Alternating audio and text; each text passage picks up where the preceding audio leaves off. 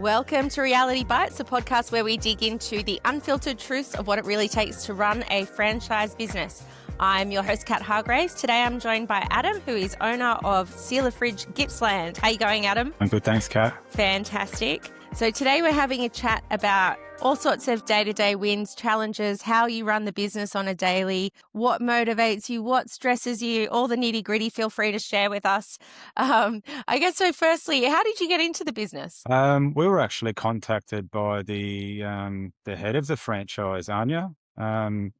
She knew that we already had a repair business that we were actively taking part in, and we were already doing fridge seals, but we were doing it a little bit. We're having to special order everything, so I think she was just looking for someone who could look to add on a franchise to the existing business. And she reached out to us, and it just, as soon as she touched base, it just clicked. I'm like, that's amazing. That's what we want. So. Yeah, fantastic. And what was it that really appealed for you? Well, we're already doing it anyway. We're already Yeah. doing the actual repairs anyway, and it just made sense to have the ability to fabricate seals ourselves rather than sourcing them elsewhere, which was leading to delays for every client. So now we can actually just attend and knock the job on the head on the first visit. So Fantastic. And is there anything else that's been really easy since joining the franchise model that's made it just more seamless for you? it sort of works in the other direction as well. If we're Yep. doing a Seal-A-Fridge job, we can also off-sell to our other repair business as well. We're already in a commercial kitchen. We do offer the repairs to electrical equipment at the same time. So it's worked hand in hand. Yeah, perfect. Sounds like a win-win on both sides. Absolutely. And what were you doing before this, before repair So business? our primary business is appliance repairs. So we're already in a commercial environment anyway, Yep. fixing up your refrigeration and commercial ovens and those sorts of things. So Yep. that's our primary business, and Seal-A-Fridge has been a great add-on to that. Yeah, perfect. And what about before even that business? What were you up to? This is all I've ever done. This is Straight it. straight Fantastic. out So of you're the school. expert in the space. I seem to be, yeah. As my next question was going to be about transferable skills, and so you get an A+ on that. Absolutely, yeah. Fantastic. And so what about if you could talk me through what a typical day looks like for you? So from the time you wake up, I imagine being a business owner, there's this juggle between your personal life and business and how you fit it all in. Talk me through a typical day from start to finish. A typical day for me these days, I try to exercise every morning just to get my head in the right space. Leave for work earlier, try to hit the office around 7:15, and just start tackling any emails that are past due. Michael, our ops manager, he joins in. He jumps in at 7:45 every morning. We start discussing any highlights for the day, any issues we need to tackle. And then, we both sort of go about our day from there. So for me, it could be on the tools, or I could end up being in the office just directing the rest of the team. It sort of depends where we're at for each day. Yeah, sure. So you're wearing many hats, your hands in all the pies. And what Yeah. does the team look like? Who is your team comprised of? So as I mentioned, we've got Michael. He's in Yep. operations. He handles all of our job reviews and scheduling. We've got a wonderful admin team in the office. We've got 3 girls in there handling all the phone calls and job inquiries and all that good stuff. And we've got 4 other technicians on the road doing repairs. Wow, fantastic. Just had Jordan join us as an apprentice, and he's actually going to take over. We're training him for the Seal-A-Fridge. Yeah. Fantastic. Wow, that's so good. And so you've got Seal-A-Fridge vans? We've got 1 Seal-A-Fridge One van, and we've got Yeah. 3 other vehicles for our repair business. Yeah, okay. So the vans are great though. I mean, I was talking to Adam recently, who is Seal-A-Fridge in Tasmania, and I was asking him about the marketing, and he said basically the van is marketing in itself. So do you find the same thing? You're driving down the street and you've got people knocking saying, actually, I could use you? It is absolutely a big marketing statement. It's a tall roof, long wheelbase, white LDV van, fully sign written with Seal-A-Fridge Gippsland on it. So Yeah. you see it from a mile away. So yeah. Fantastic. And are there any kind of challenges that have arisen from joining the franchise model? Anything that you didn't expect to come across? We weren't really sure what to expect when we sort of joined the franchise, especially around the technical work. I didn't realize a lot of it was learnt skill. Like there's not a lot of manuals behind it. Everyone does the Mm. seal production in their own sort of unique way. So that was a little bit of a challenge, I think, not being able to just hand someone a document, say, here, this is how you do it. So Yeah.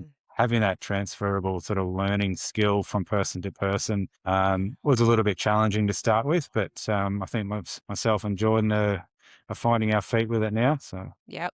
And what's the benefit of, I guess, you talk about the flexibility with owning your own business. Do you find you have more flexibility, or is it a juggle between wearing so many hats, as you said? I have over the years tried to throw some of those hats off to other people, and we're Yep. definitely getting there.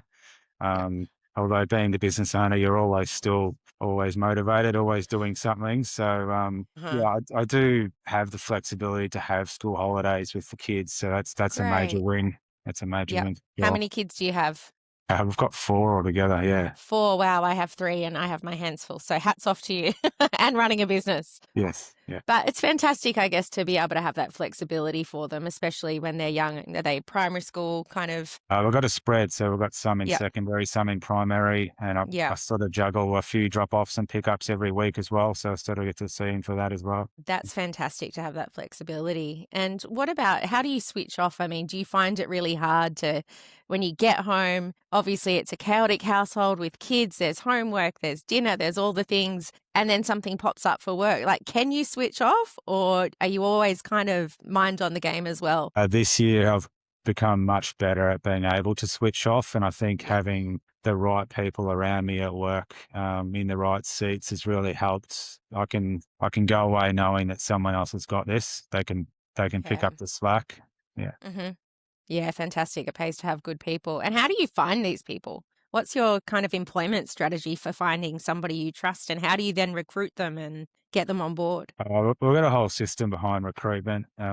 We hire for personality more so than past experience. We find that skills can be taught. Personality is what it is. So, Yeah. um, if we put everyone through a personality profile as well before we actually take them on board. So it's just to And see is that where they like an would sort. online thing that you do, or? Yep. Yeah, it's called disc profiling. So we get a bit of Yep. an idea of someone's motivators and all those sorts of things before we take Hmm. them on. Yep. Yeah, And have you done it yourself? I have. Yes. Yeah. Yeah. Yeah. Yeah. Was it surprising? A little bit. It sounded a bit airy fairy to me when I first did it, but Yeah. now it's part of our process. Yeah. Yeah, yeah. It's incredibly valuable. I've done it a few times, and it's quite interesting. I find the things that come up, but I think it is such an invaluable employment tool because you can really see that people are going to work well together, and you can find those strengths and weaknesses and how you can work better together. But I find it really fascinating. And so, what about if obviously it's a very busy job for you. You're running the show here on what's kind of a few different businesses, really, right? So, what do you do to unwind and de stress? That's usually the morning, starting the day The off with exercise. exercise. Yeah, and weekend time, do a bit more exercise and hang out with the kids Yep. and those sorts of things. Yeah, yeah. Yeah, sure. And what hour are you getting up to do this? Some Usually, ungodly hour. it's about 5, or Wow. sometimes I hit snooze. Yeah, it might be Yep. 5:15. And what time do you go to bed if you're getting up at 5? I go to bed early. I'm in bed by 9:30. Yeah, yeah, Yeah, I hear you there. yeah. And so in the day-to-day running of the business, are there any kind of typical problems that come up that you have to deal with all the time, like staffing or finance, marketing? What do you find a challenge, or just something that's constantly there to overcome? There's always challenges. I think having a management team in here as well, that they tackle most of the stuff, Great. which is a great barrier for me, and they just come to me with any sort of higher level stuff that they might need some assistance with. Yep. But we're dealing with the public, I guess. Not everything's going to be straightforward. So Yeah. always got challenges from every Yeah. aspect of it.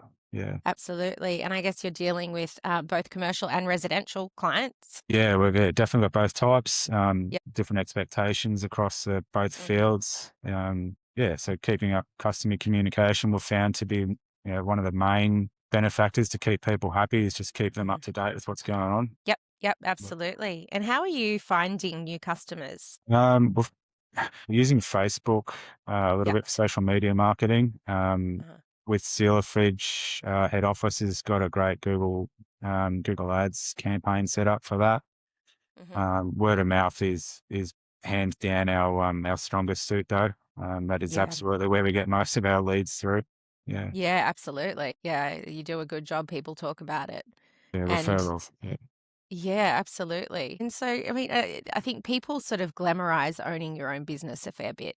And there's a lot to be said for how good it is. But is there anything that you kind of find of laughable now that you're like, yeah, there's a glamorous side, but are there any parts where you're like, it's not all smooth going? From the outside, when my dad used to run the business, I was like, "Oh, I could do that easy. If he can do it, Yep. I can do it." Looking back now, that was so naive. Yeah, Yep, yeah. Anyone looking, what is the expression? The grass is always green on the other side. definitely. Yeah, there's Yep. a lot more to it than you realize until you start doing it. Yeah, that's really interesting that it's a family business. How long did your dad run the business for? He ran it for over 20 years. So, Wow, yeah. okay. And so did you kind of start doing an apprenticeship with him? Were you helping him on the side? How'd you get into it? I sort of lost my way a little bit Yeah. towards the end of school there. Mhm, And Dad said, "Look, you can come work with me until you find your feet and work out what you want to do." mhm. And I just kept doing it. I enjoyed the challenge of fixing things and meeting the clients Yeah. and helping them out find solutions. Yeah. Yeah, sure. And did you ever have to study for the business expertise or you learnt on the job with your dad? No, we just learnt together. I guess he Yeah. was always a technician and he ran a business like that. I was a Mhm, technician and ran the business the same way. mhm. And since then, I've sort of gone in a bit of a different path and started doing some business coaching and just helped to Wow. get some of the systems and stuff in place and get Mhm. people around me so that I can try and switch off when I get home. Yeah, smart. You have to, don't you?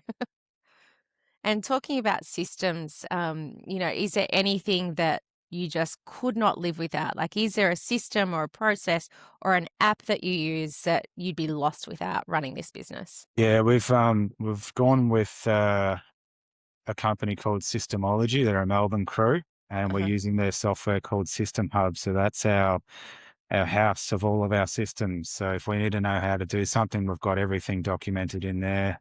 Hmm. We're working on that process now. So we've got a single source for all of our documents. Wow, that's fantastic. And then obviously staff all have access to that. So you use it as almost like a company intranet. Is it kind of like that? Yeah, kind of. It's all Yeah. obviously all cloud based, but Yeah.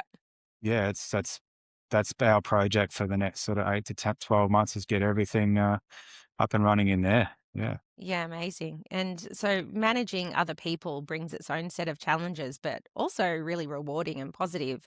What's something that you and I imagine your ops manager would do as well? I probably work hand in hand to keep morale boosted and keep people motivated. How do you keep the culture strong? I think weekly meetings is probably the thing I always go back to. I think it's a chance we can all sit down, have a coffee together, have a chat about the week that's been, Hmm. any challenges anyone's faced, if anyone needs assistance with anything, any changes to any processes we've had. That's just like an open format. So we do that week after week without Hmm. fail. We'll Yep. catch up with the guys on a Wednesday morning. I'll Hmm. catch up with the office team on a Thursday morning, and it's just the open floor for anyone who wants to have a chat, basically. Yeah, open communication so important, huh? Yeah, yeah. Yeah, definitely. And what about I guess, with staffing, are you looking to hire more people? And you said personality is so important. What sort of people are you looking for? It depends which role they're in. So all the Yeah. tech guys are all fairly similar. Everyone's pretty um, detail orientated. Mhm. Everyone likes to do a good job for the client, so they're definitely customer focused as well. We don't really have any cowboys that just go in and wreck stuff. Everyone's got That's a the right positive. mind. Everyone's got the right mindset. Yeah. The office, we've got a bit of a good mix in there. So our customer Mhm. service rep, she scores off the charts with as a people person. So Yeah. she's on the phone all the time. She absolutely loves it, and the clients Mhm. love her. So yeah, finding the right person for the right seat. Yeah. Yeah, yeah. And how long has she worked with the company? She started in earlier this year, so I think it Mhm. was Feb when she jumped in with us. Yeah. Yeah, sure. And did she come through a recruiter or Facebook or local advertising? What She was what'd you actually use? through one of the other employees' sisters. Amazing. Yeah, it worked out really well. I tell you, it's what they say. It's all about who you know, isn't it? That's it. That's it. And so tell me when you're on the tools, Have you ever seen anything that's kind of blown your mind or shocked you or made you laugh? I imagine you're going into people's fridges, and commercially probably less so. But I've heard from other people they've sometimes opened people's fridges and just gone, must maintain professionalism.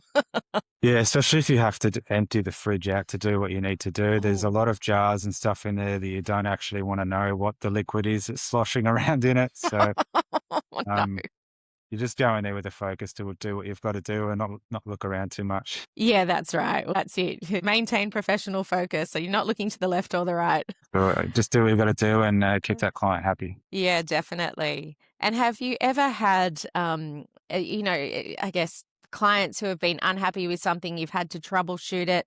Do they go back to the technician? Do they come to you? What's your process of troubleshooting any issues? The first point of contact would be our customer service person. So they would speak to her directly. Hmm. If she couldn't resolve it, then she's got a process whether she would escalate it. If it was a billing inquiry, it would go to our finance. If it was a technical question, it would go probably to our ops manager. Hmm. If he couldn't answer it, he'd have to speak to the technician who did the actual work. So Hmm. either way, chasing a resolution is all part of that. Yep. Yeah. Yep. Yeah. Making sure you've got happy customers and repeat customers as well, I imagine. That's how we get the word of mouth out there. Yeah. Yeah. Yeah, definitely. And what about what's next for you in the business? Are you looking at expanding? I think this is sort of a consolidation phase for us now. So we're training up Jordan to take over from me as the Seal-A-Fridge technician. Great. We've got 3 of the other technicians that are all still training up and still finding their feet. Hmm. So no future plans for expansion just yet, but Yeah, you got your hands full. yeah, we've got our hands full. However, the phone keeps ringing, so we might have to look at something in the future. Yeah. Yeah, yeah. Well, that's all really, really positive. And how would you sum up the franchise journey that you're now on? If you could sum up, the benefits to you in a couple of words, what would you say? It's been relatively smooth to be able just to bolt a franchise onto our existing business Mm. and use some of our existing systems. So, yeah, I've enjoyed it so far. Yeah, Yeah, fantastic. It sounds like, the backing of the parent company is really supportive, and, having those systems and known processes in place has been beneficial for you and the broader business as well. absolutely. Yeah, they've really gone hand in hand. And it's been a great add-on Yeah. What do you think you would have done if you didn't get into this business? into the sealer fridge. Yeah. We probably just would have went chasing more commercial work, I guess, and just Yeah. done the hard slog. Yeah. Hmm. It was so tough, but then all of a sudden they started getting residential clients because people were spending more time at home and looking around and seeing, things are broken here. I need to fix it. Did you find that the business kind of changed trajectory up until this point, or? Yeah, it absolutely boomed during COVID and people couldn't Yeah. sort of get out of the house. They were using everything more and more. We had breakdowns in everything from washing machines and dishwashers, Yeah. cookware. That's actually when I took over, was the peak of COVID in 2020. Yeah. Yeah. So it was Absolutely. a positive. There was a silver lining for your business. Definitely. Definitely. Sounds fantastic.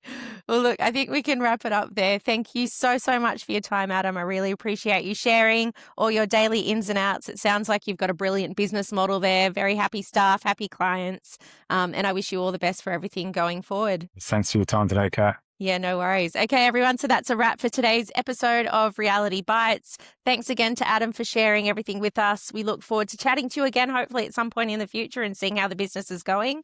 To anybody curious about how franchises work, how it runs on a day-to-day basis, follow along. We're going to delve more every episode into what running a franchise business is all about. But until next time, I'm Kat. This is Reality Bites.